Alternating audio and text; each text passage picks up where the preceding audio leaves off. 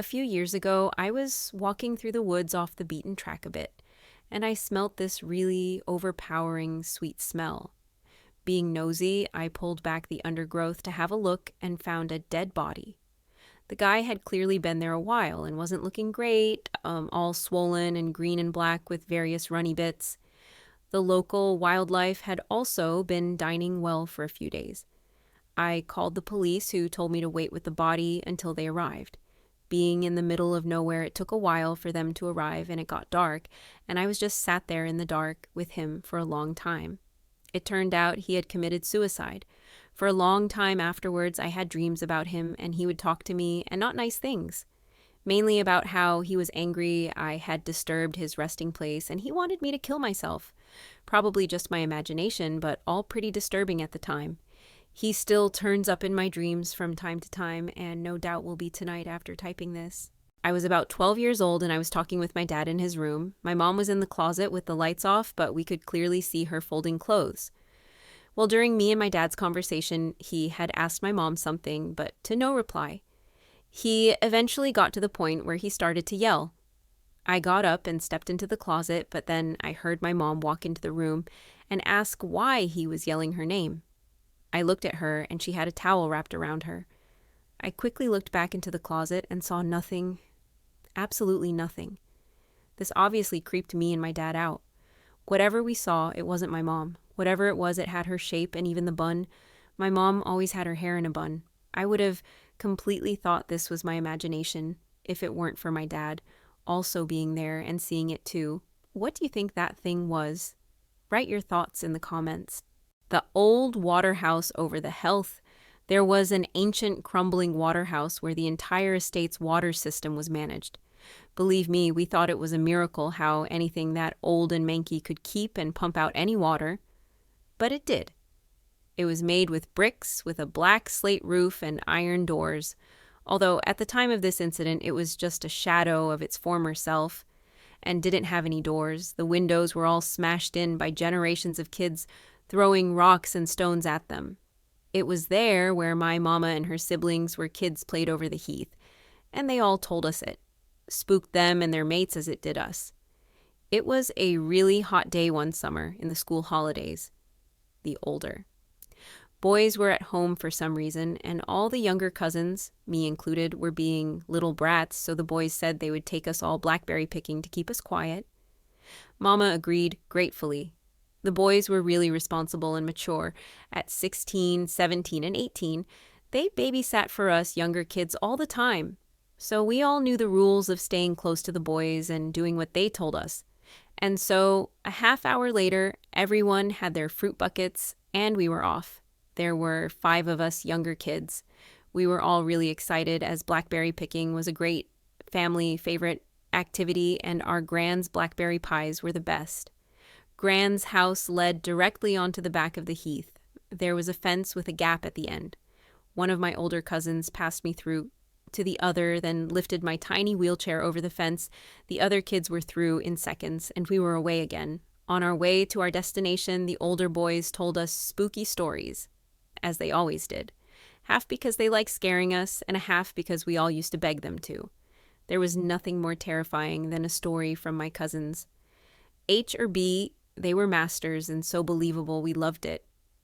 We all stopped talking when we came to the water house. Nobody ever dared to speak around or near the water house, not even the older boys. For something so mundane, it always looked, and still does, so eerie. There was a second fence to get through before we reached our beloved blackberry field. But this time, as we squeezed through the gap of the fence, we were all more somber as we remembered the old wife's tale/urban legend that we all knew about the water house. The story goes. Once, in the early 1960s, there was a gang of bank robbers. They were local to the area and were really nasty pieces of work.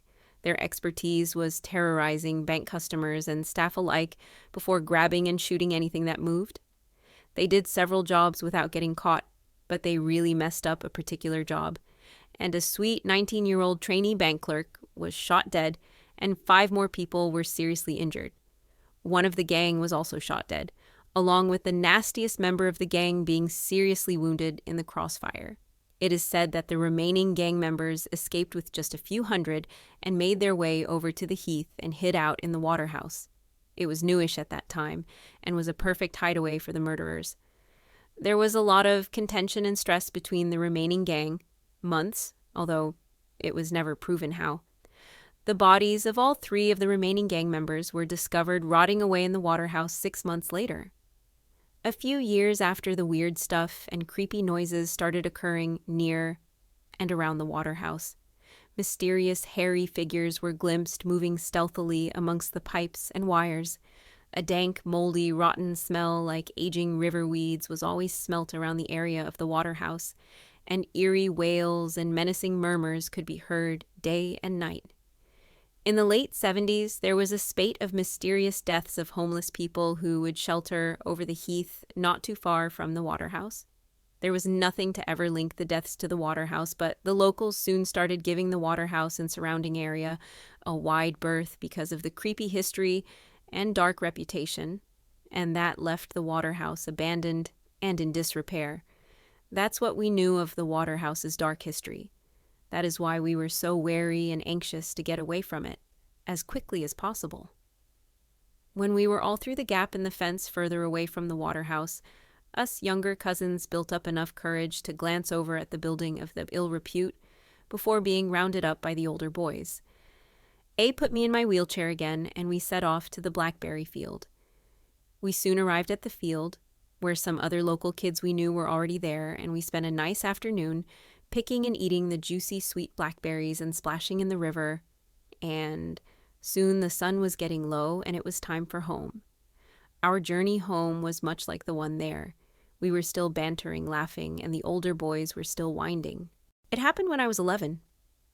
I was a bit of a problem child then and had a habit of staying up at night. One night I was sitting in my room. My room is located so that if you open the door to my room, you can see a long corridor in our house directly from it. This corridor is so long that no light enters it at night. And so I'm sitting in my room and drawing something in the album. At some point, I turn to the door and see something standing in the corridor, similar in height to a child of 8 to 9 years old. And this something was on this long red bag. At first, I did not understand what I had just seen. I began to blink, rub my eyes, do everything to unsee it, but it didn't go away. And then the thought, what if it doesn't seem to you at all, flashed through my head. I had no idea what to do. I just turned to the table and tried not to think that this something was actually right outside my door. I did not hear any strange sounds, only the sound of my heartbeat. At some point, I heard steps somewhere far away in the corridor. I did not dare to turn around. It turned out that my mother woke up. She came to my room and scolded me for not sleeping. I have never seen anything like it. I still don't know what it was. My big brother used to have an imaginary brother, and he would always play with him, but sometimes he would say, "Stop, leave me alone," or "No, I don't want to go to my room to play." My mom would ask him, "What's going on?" And he would say, "He won't leave me alone." Of course, my mom had no idea what he was talking about and thought it was just him being a kid with an imaginary friend. Well, a day after my brother's birthday, he had these balloons. And keep in mind, my brother is just a little kid, and he's obviously not tall. So he couldn't reach the plates, knives, forks, etc. It was around 10 to 11 p.m., and my mom heard the balloons pop. So she went outside, and my brother looked really scared. So my mom asked him, "What's happened? Did you pop the balloons?" And my brother said, freaking out, no, it was him, pointing to his imaginary friend that my mom obviously couldn't see. My mom saw the knife next to the balloons and immediately knew that he was too short to reach any of those things. So she said, "Get out of my house too?" My brother's imaginary friend. Since my mom couldn't see him, she asked my brother if he left already, and he said he had left and thanked my mom. Later, about 10 to 15 minutes later, my cousins came over, and my cousin said that he saw a woman in all white with her hair in front of her face in the front door.